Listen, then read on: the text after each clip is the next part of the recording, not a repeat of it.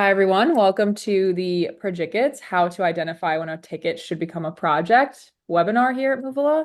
My name's Colleen. I'm a growth marketing specialist here. Just gonna do a couple introductions and let Bucky and Louis get ripping, but super excited about this topic. And yeah, so I'm here today with Louis Bagdonas, and he is a senior program manager for MSPs at Moovila. He oversees MSP experience and is dedicated to collaborating with organizations to embed best practices in project management. Along with Louis, we have Bucky Jobe. We're lucky to have him here today. He is a VP of operations at Moovila. So he oversees the delivery of Moovila's users and partnering with clients to ensure success. He also has a plethora of certifications in project management. So if you have any project questions for these two dudes, they're the ones you want to talk to. Cool. Thanks, Colleen. Probably. Bucky, when I hear the word plethora, what movie do you think of? Plethora? Plethora. You think of a movie? I think of a movie. No? No, I don't. I say this because Bucky was just firing off movie quotes earlier, but I What? think of plethora of pinatas, the Three Amigos. Oh, Three Amigos. Oh, such a great movie. It's a good one. All right.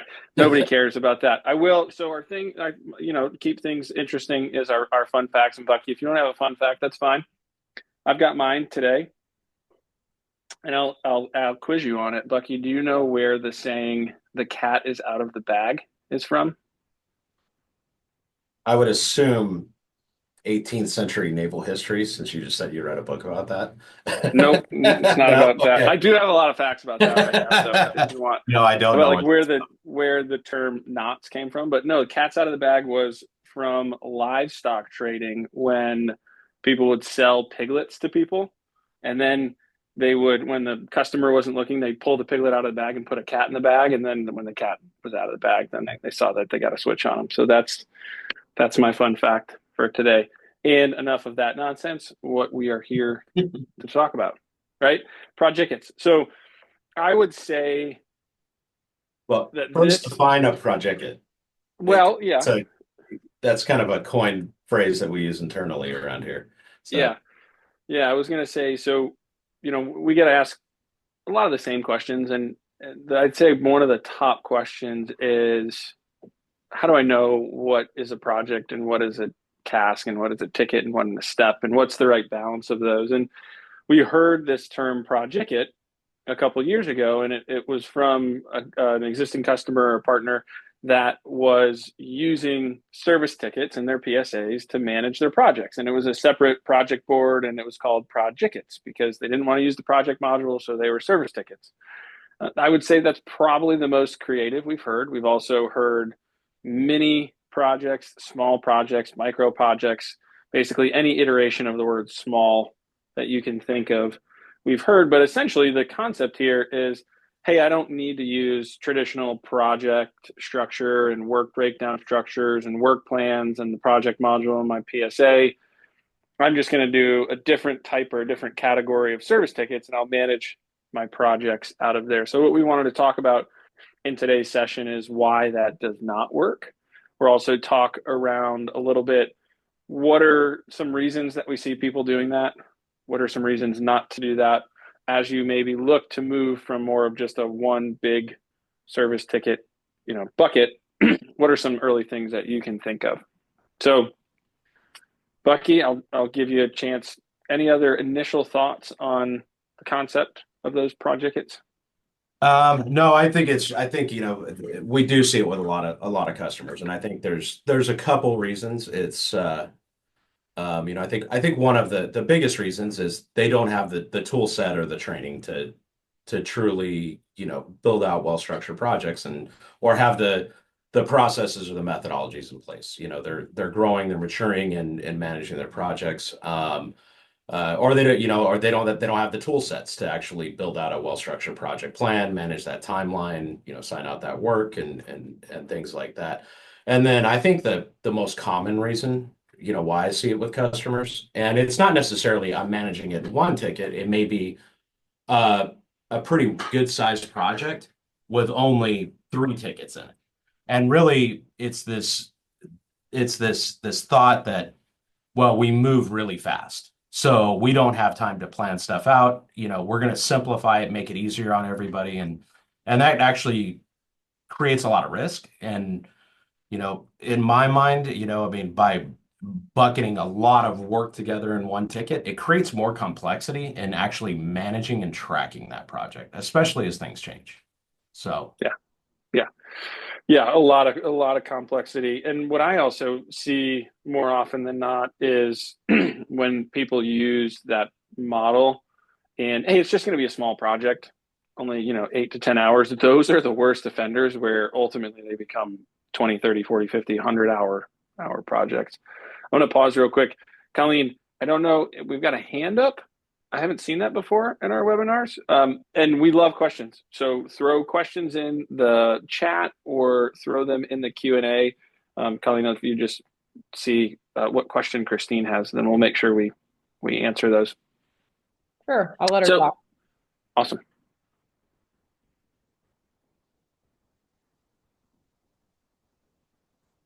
Okay, cool.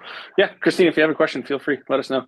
So we've used, if you've been in some of our webinars or presentations in the past, you may have seen this slide. We love this slide. It just really exemplifies perfectly what we're talking about. You can't effectively manage a project with one ticket, right? You've got all this information up top, all these details that's just piled into one object, if you will, right?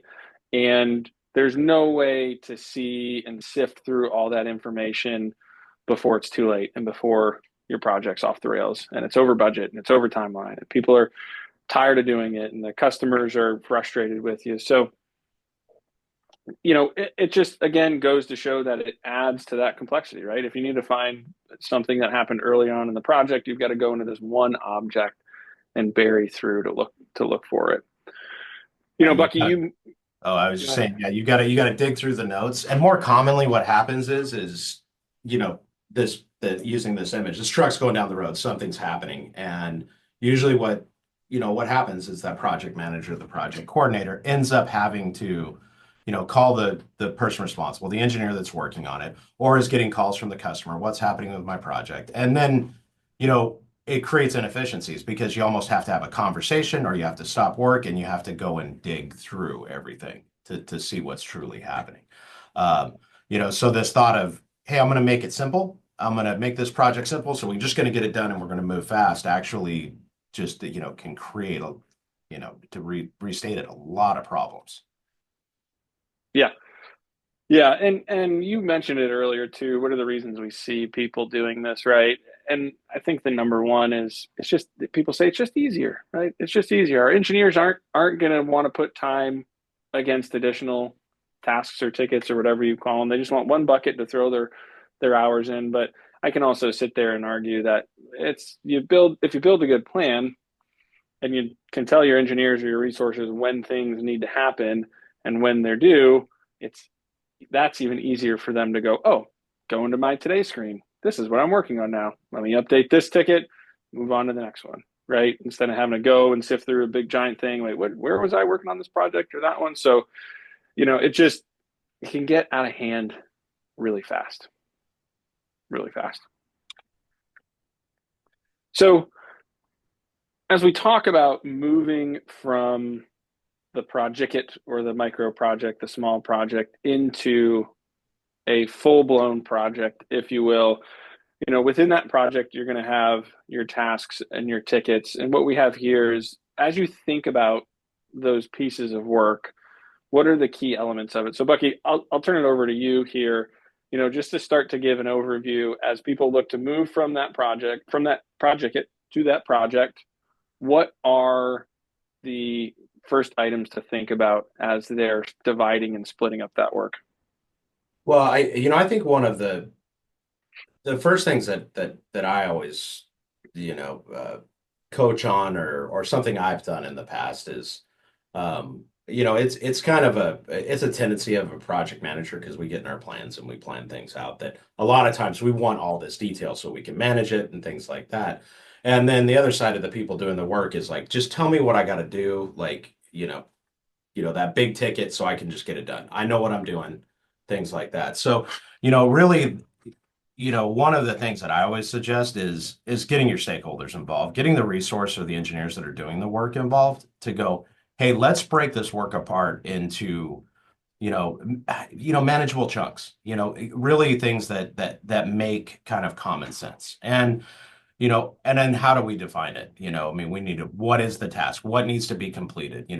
What type of resource needs to be assigned to it? How long is it going to take? And, there's two things that often get confused, in project management.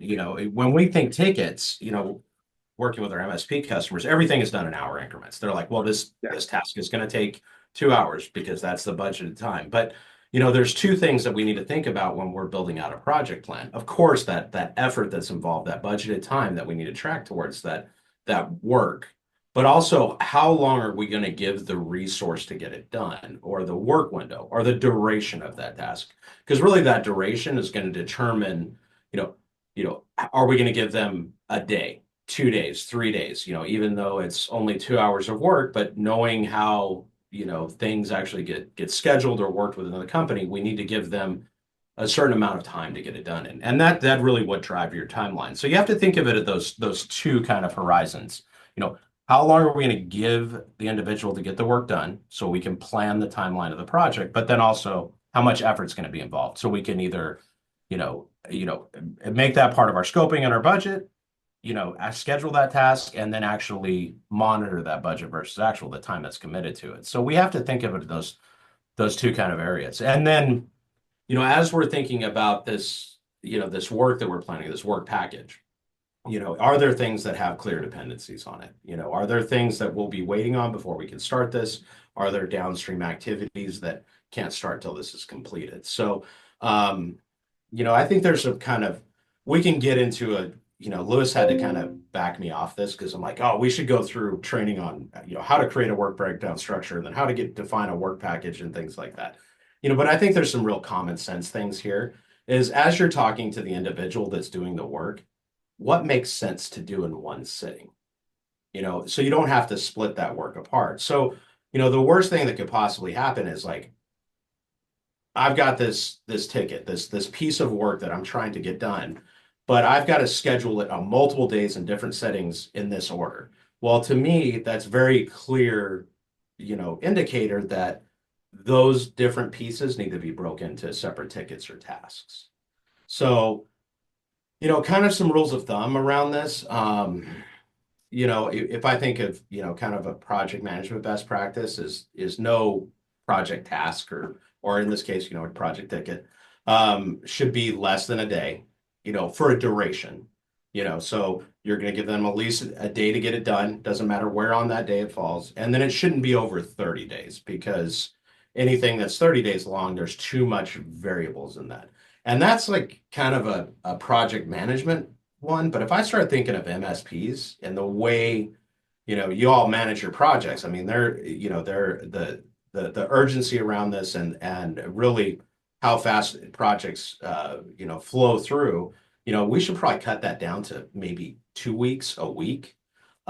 Because if we give them too long to work on this, there's a lot of variables that can happen and it's creating, undue time within that project. So I think about it, it's like, we should be organizing work, say within, a duration of 1 day to maybe a week or two, to get that done. So big chunks of work, if we've got something that we have to sit that's going to take a full day for an engineer and he has to do it in one sitting, we may want to, give him 2 weeks to schedule that. Even, maybe an on-site where we have to, give the customer options, to do this over a couple different weekends, or overnight or things like that. So it's really just, I think in my mind, going through and doing that gut check with the person that's actually doing the work. And then doing some investigation when they're explaining it to you. So getting them involved in it also creates accountability and ownership around it as well.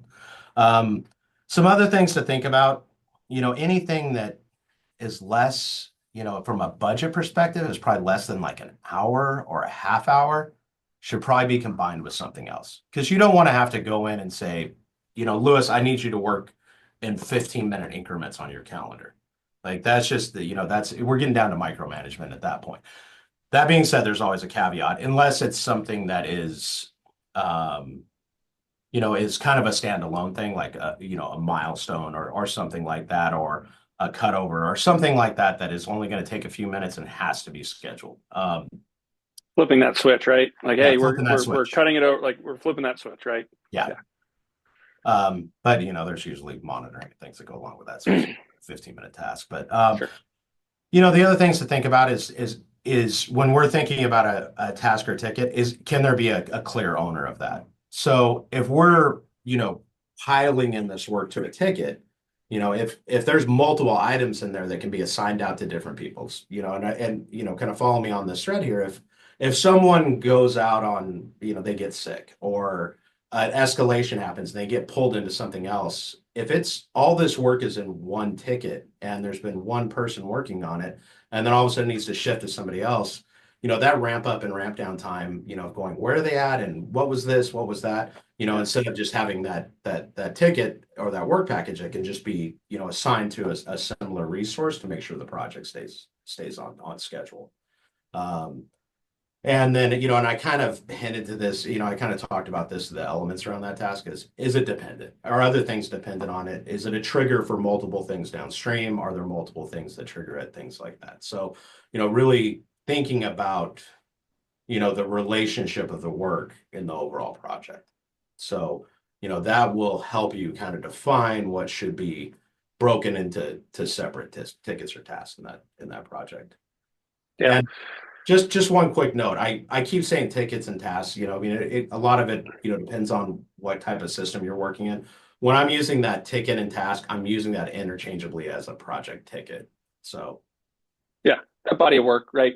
Yeah, What's the and everybody calls them differently, but those, you said it, those chunks of work within the project. And I think, going back through the first point you made about duration, I think with our MSP partners coming in that have been managing projects inside of a PSA for a while, and even if they've been using the project modules or those Projickets, duration, from what I see, is usually one of the hardest things for people to get their heads around, right? And to understand, because it's such a foreign concept compared to how the PSAs look at it. But those durations, along with dependencies, really allow you to schedule and forecast the timelines on those projects.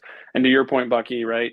If somebody's going on site and you have, hey, you're going to install the firewall and install the switch and install the WAP, right?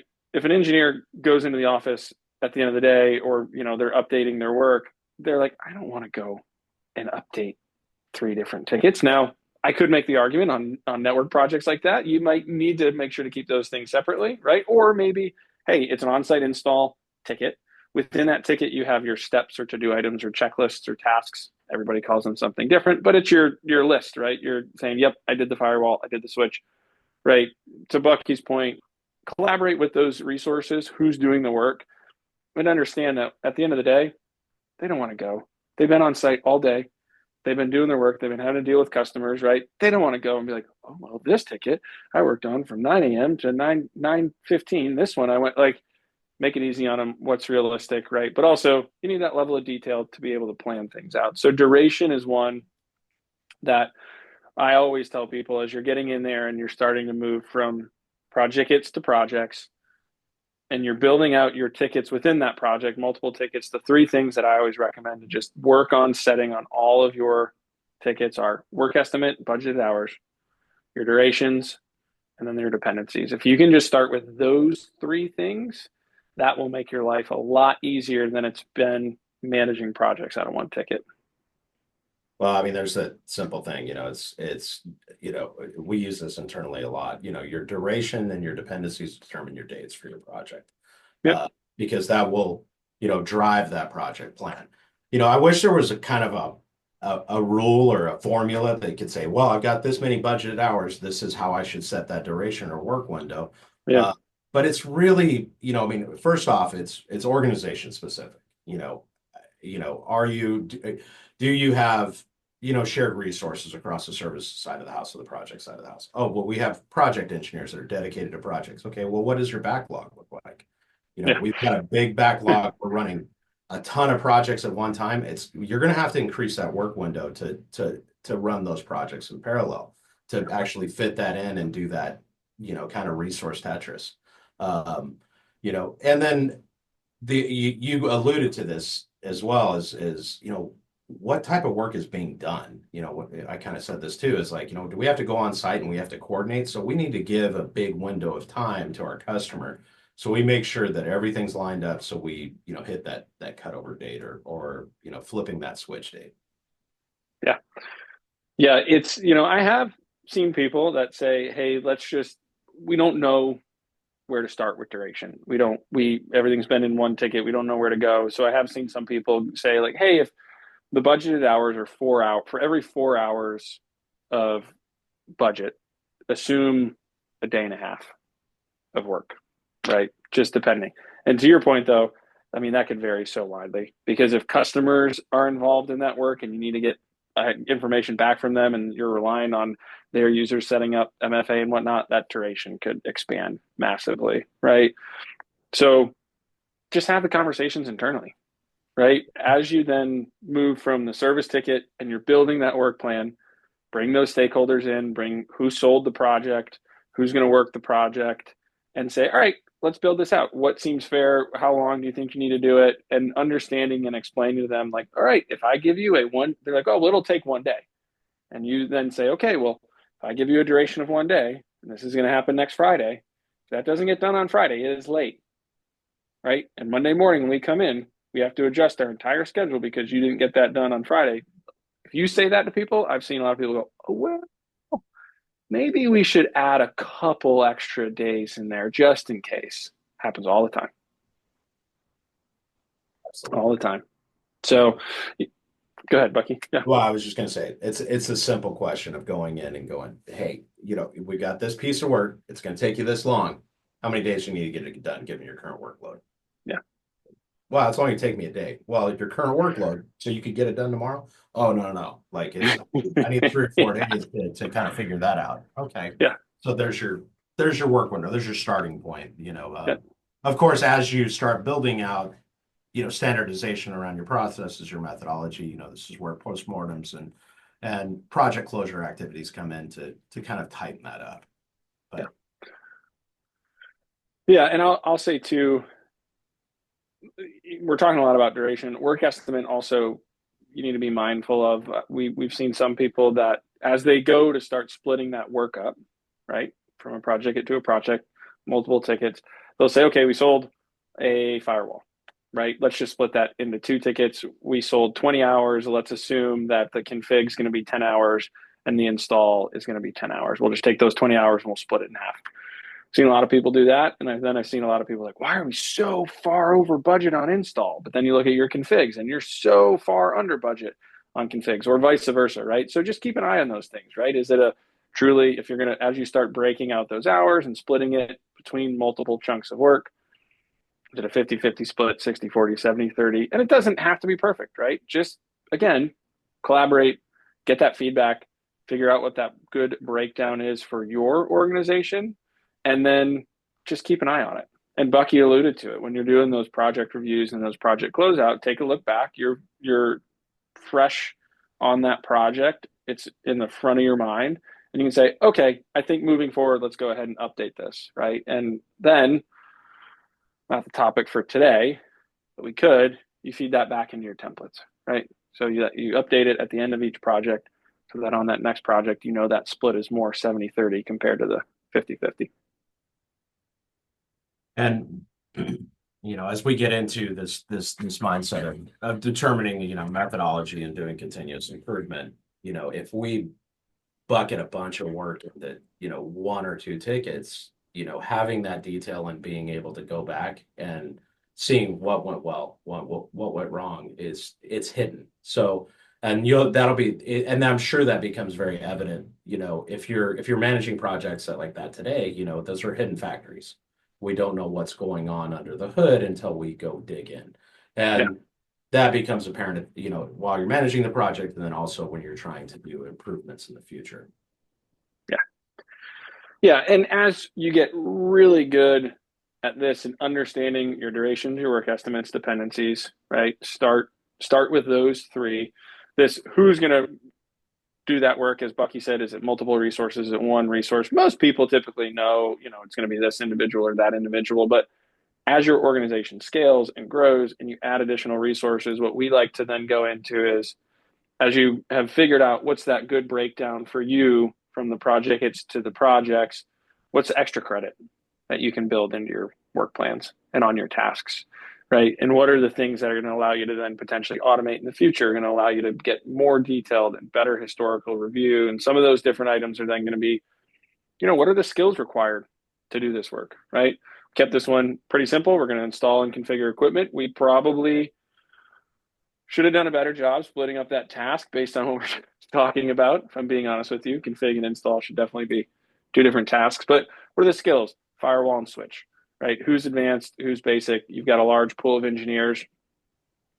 That's then going to help you automate your resource selection, forecast your resource capacity.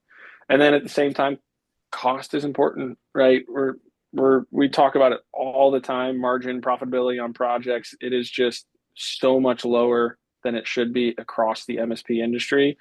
Truly understanding what your margin is, what your cost is, what did you budget for versus who did that work.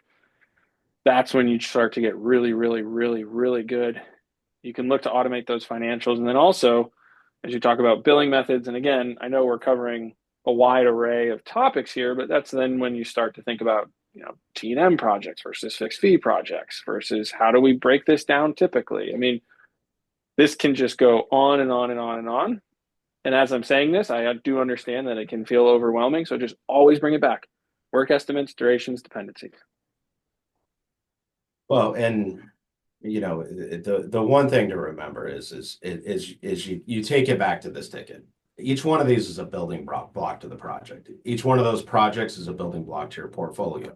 Each one of those projects in your portfolio, is building into the overall, what your project portion of your business, the professional services side of your business is doing, which then can inform back to how you're scoping and selling, project work. So those continued improvements. So, of course, improving margins, but also understanding, do we have the right mix of resources as well? What's changing in the market?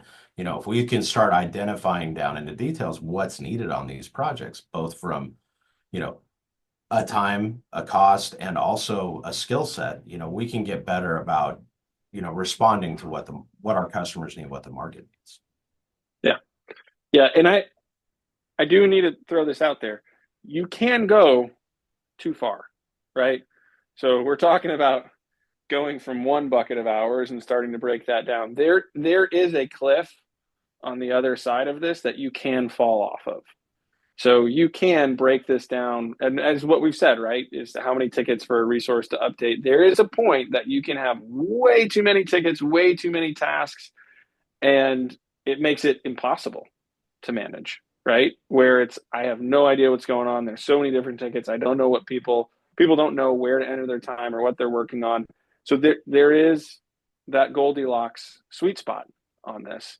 And I hate to take the words out of your mouth, Bucky, but it does depend on your organization, right? And we love I love to do this, is to get on with partners and new partners and look at their projects and ask questions. Well, why do you do it that way? And why do you do it this way? I had somebody just the other week, they were like, this project type is an absolute pain in the butt to manage. It is impossible, right? And it's that they've got so many different tickets in there.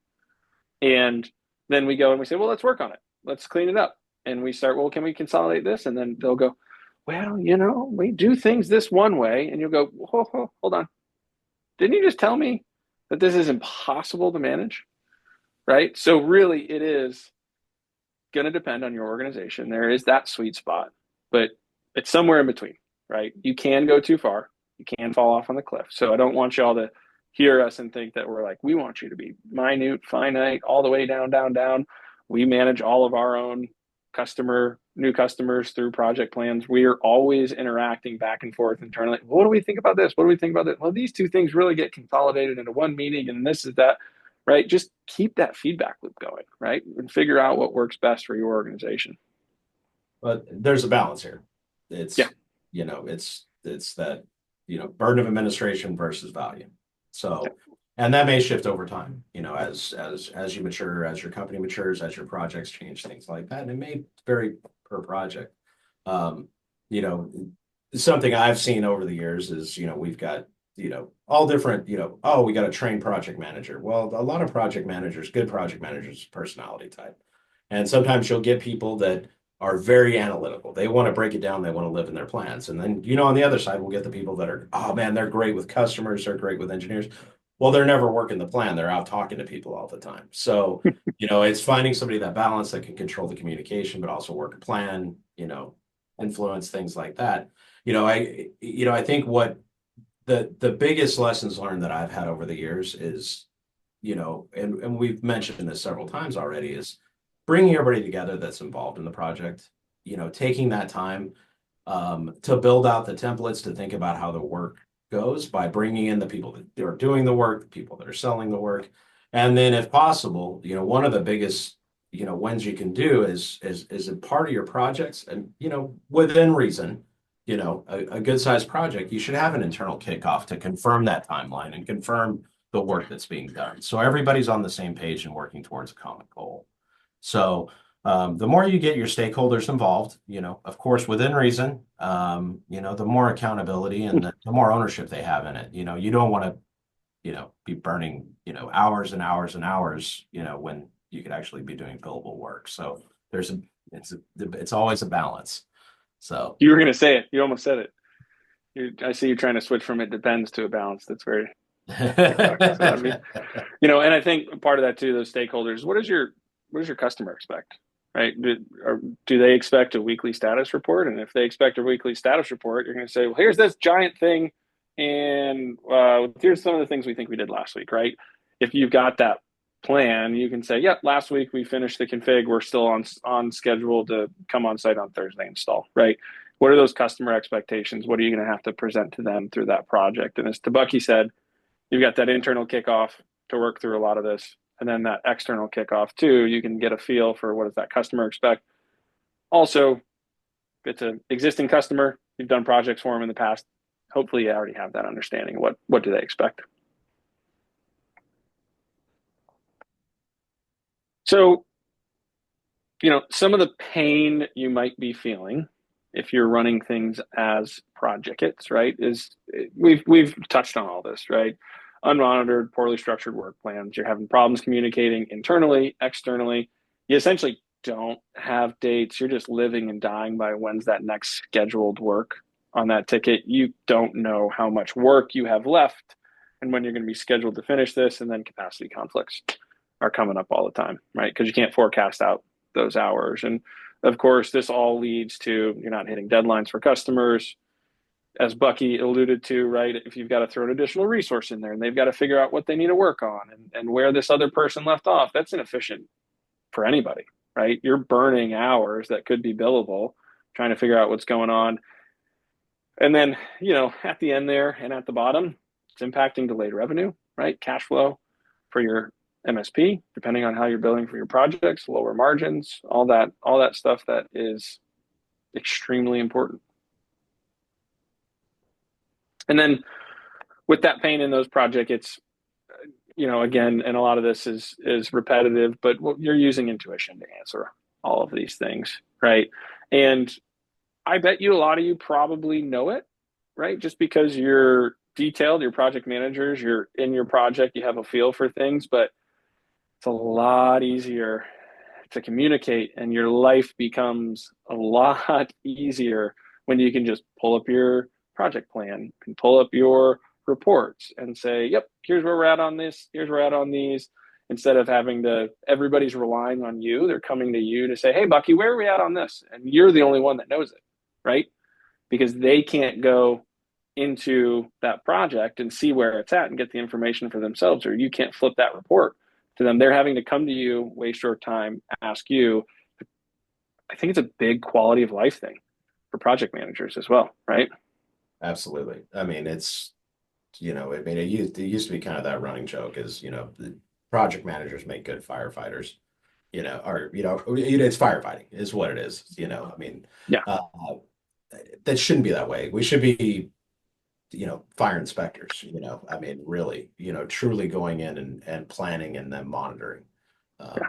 May have not been the best analogy, but I think you're onto something there, though. I think marketing wise, I think we've got some transition from firefighter to yeah,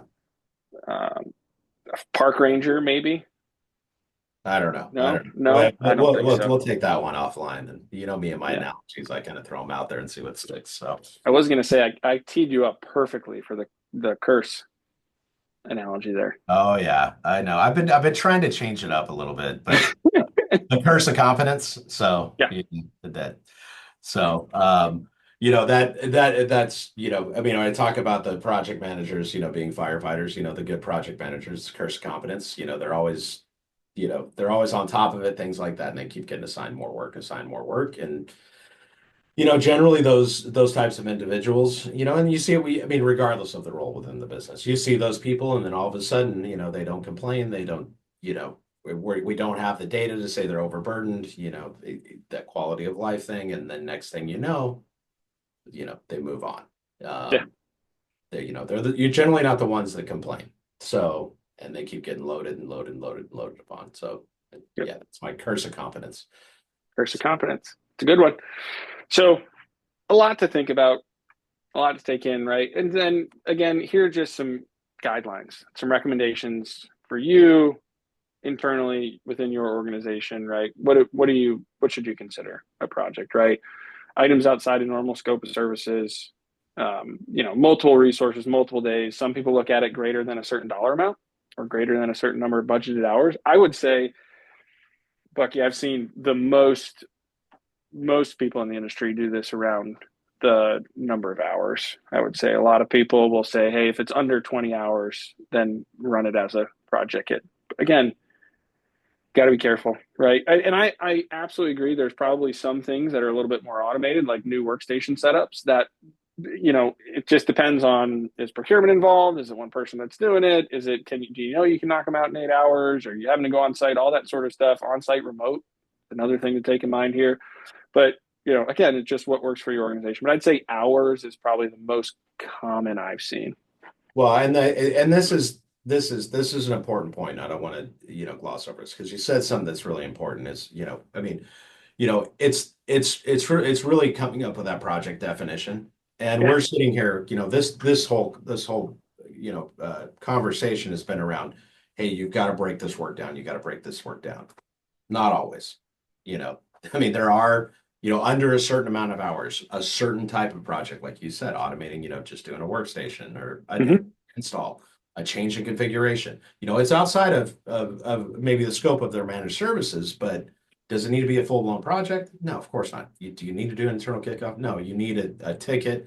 You need something that you can schedule and you can plan out, So there is definitely uses for having the Projickets. So I don't want to, completely just, beat up on that. Yeah. So, but what's important here is actually spending some time to think about what are these definitions, what are these categories? Yeah. So, because that will inform a lot of the level of detail you get into in planning, expectations of your customers, how detailed we should be in that plan because of the complexity and the, a lot of those moving parts that are involved. So, I mean, it can be as simple as small, medium, large, starting there, and then kind of breaking it out further to, the type of work that's being done in those areas. So, yeah, it also, it could be we're a project, and this is a whole other conversation. I'm not doing a good job of keeping it focused here, but another consideration could be where project management hours sold, right? If project management hours were sold, then that could be an indication for you that, hey, this probably should be a project, right? If it's, again, was just sold as a quick 8-hour project, you probably don't have the margin to be able to spend the time to manage this as a project, right? Because you're going to have to set up that work plan, have those kickoffs. You need to have that understanding within your organization. And if you aren't selling and accounting for project management time, right, that's something that you need to also start looking for. But that could be another way that you look at it. It really, just pick something, right? And it doesn't have to be perfect right away. Bring that group together, what does your organization think works for them, and pick something and go by it. But have that constant touch point where you're reviewing it, and don't be afraid to change it. Because we do see a lot as well, and this isn't just MSP, this is anything in general, any projects, is a lot of people, well, what about this, and what about this, and maybe this, and maybe that. Not one person wants to make a clear decision on that, but just pick something and go with it. And if it doesn't work, change it. And if it does work, great. Keep those tight controls on it. So if we say anything under 10 hours is run out of one Projicket, great, but have those tight controls. So as that thing goes over 10%, 20%, 30%, you're able to say, hold on, what's going on here? Guys, we're way over budget. You told me we didn't need to have project management time on this. Nobody's looking at it. We've got to fix this. So, and then there's a bunch of other words down there, right? We've said them all. Yeah. We did. And as we said, any questions that y'all have, throw in. Our emails are at the front. I can circle back. I'll leave this up for a little bit. I'll circle back to. I love having these conversations with people, whether or not you're a customer of ours. So please feel free to reach out. It's a quality of life thing, right? And I sound like you've probably already learned this from my fun facts at the beginning. I'm not the most exciting person in the world. I love talking through this stuff in details and process and how it works for your organization and what are some ways you can look at it and what are some recommendations that we have. I thoroughly enjoy it. So, please, any questions, any conversations y'all want to have, reach out. We got a question. Do you recommend adding contingency to every project? Bucky, I'll throw that one to you. This set me up perfect for it depends. Yeah. So, a bucket of contingency, when I hear that, I'm like going, hey, we're building in contingency into this project for a reason. It's for unknowns. And I think the answer, it depends really is, what is the risk in the project? How many unknowns are in that project? If we're doing something new for a client that we've never done before, we have little experience, a new technology, a very complex install, a new type of building, or something that we're just not familiar with, it's a good idea. Now, do we call out a line item for contingency? I think that a lot of that depends on how you guys sell and what your customers expect. But a lot of times contingency should be built into your plan. And where that comes from is it's that ongoing continuous improvement, understanding, how our projects work, and then going, hey, we've done it this way. We've tried to condense things and, we've gone over budget. We've slowed things down, or we've had a lot of hours or a lot of time, and it just languished forever. So I think by building out your durations and your work estimates and everything like that, and understanding how your projects progress, that contingency is built in. So one of the biggest, I guess, risks of building in contingency is you go out to your customer and you do your scoping, and all of a sudden you come back and you go, it's going to be X amount, and they're going, wow, I wasn't expecting that. And we know that, especially these days of times, everybody's price sensitive. And, there's a lot of competition in this market as well. So, it can be a double-edged sword, there to protect your margins, but also, if we build in contingency on every project, it could negatively impact our sales and business. So I know that's not a clear answer, but, I think contingency a lot depends on, the work that's being done. And a lot of times, to be honest with you, it can be hidden places, Yeah. I think billing type depends as well, right? If the time and material project, maybe you don't need to as much, because hopefully you have that. A lot of people sell time materials that aren't actually time materials. So let's just make sure we're forward on that, right? If you do have that ability to, as you go over what your estimate was, you're going to bill on that, great.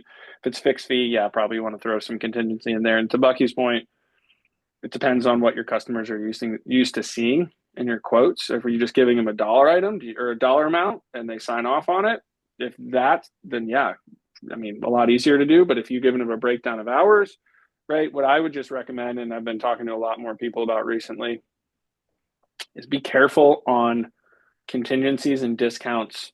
And to Bucky's point, where you hide them, if you will, right?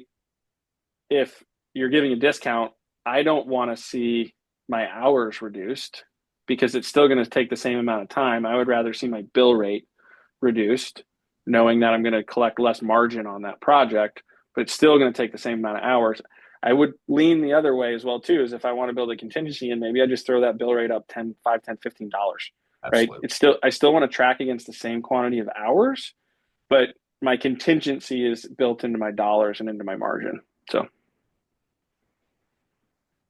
And I think, going back to the contract type or the billing type, I mean, I know fixed fee, every customer wants a fixed fee.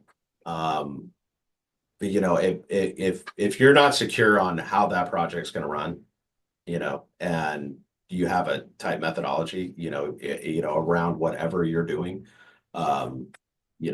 fixed fee may not be the best option, because that can surely eat away margins really quickly. Yeah. Yeah. Yep.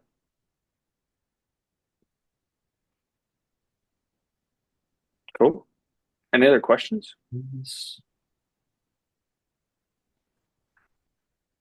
Doesn't have to be project management. We got a few extra minutes.